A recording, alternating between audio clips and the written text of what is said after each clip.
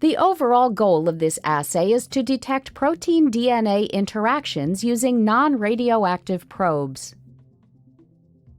This method can help answer key questions in the molecular biology and biochemistry field, such as determining DNA target sequence of proteins. The main advantage of this technique is that it is an easy, safe, and time-saving alternative to using radioactive probes.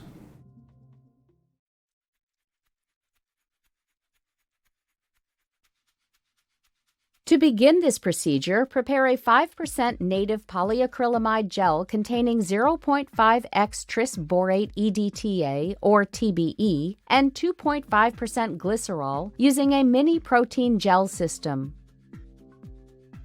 To prepare 30 milliliters of gel solution for 4 gels, mix distilled water, TBE, ammonium persulfate, T-Med, acrylamide bis, and glycerol.